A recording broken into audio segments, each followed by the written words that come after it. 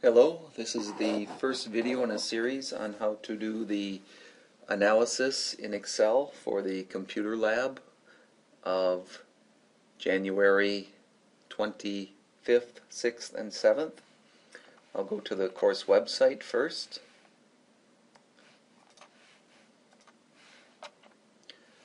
That's under courses.biz.wisc.edu.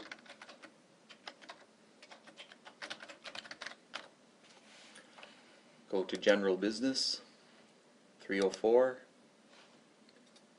yes, and we scroll down to week number 2, and let's open the data file right here called Housing Prices 2 for lab practice.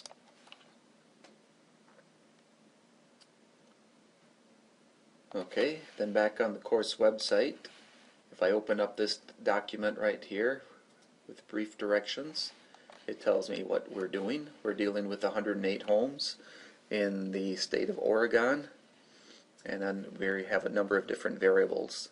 And the first variable that we're focusing on is a house style variable. And house style is composed of 3 styles: tri-level, 2-story, and ranch. And we just want to make some kind of table telling us how many observations we have of each style. So let's go back to the data file. Here we have all our variable definitions, but for now we're only focusing on this one style.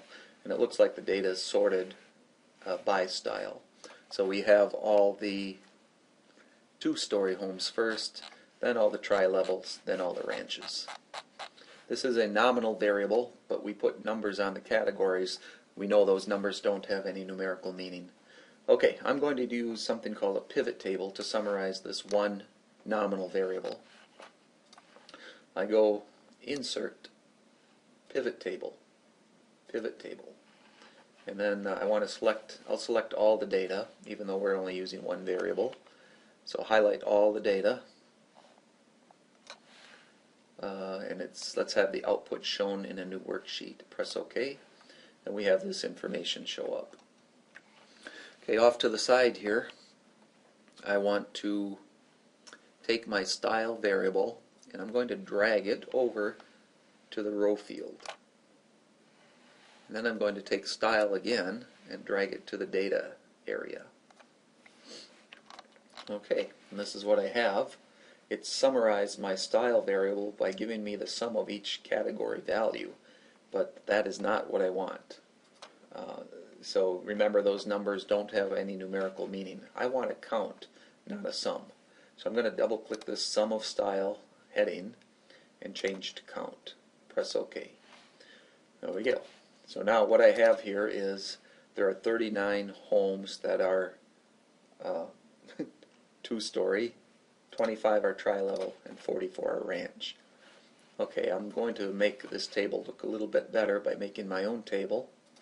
And let's call this style, and we'll have 2-story for one of the categories, tri-level for another, and ranch for the third. And let's have a total row here, and then let's have our count, which is the same thing as frequency, and I know that's 39, 25, and 44. I know the total is 108, but let me show you how to use a function here. In this cell, I want to type equal sum, parentheses, and then I select these 3 cells above, parentheses, and it sums up the points for me. Let's add another column called percent. Let's convert these counts into percents. So I'm going to say equal 39, I cursor over and grab the 39, / is divide, and then the total is 108. So that's in proportion form. Here's a quick format icon, percent. So now it's in percent, and I'll add 1 decimal place extra, 36.1%. Now I want to copy this formula down. I don't want to type it over and over again. So I want to copy it down, but it doesn't work. By the way, but when you want to copy, you grab the lower right corner of the cell, and then you could copy. Now in this case it didn't work because my cell referencing is off. In this cell, I need to put $signs around my denominator part in the formula. So that E8 click next to the E, hit the F4 key, and dollar signs go around it. That means that cell is now locked into place, and that will be the denominator as I copy down. Okay, and you can see now it's copying correctly. This number divided by that gives me that. E7 divided by E8 gives me that.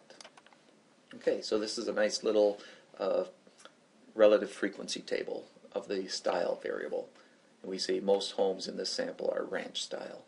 So that'll be it for video 1. In the next video, I'll show you how to make another table of the house prices broken out by style.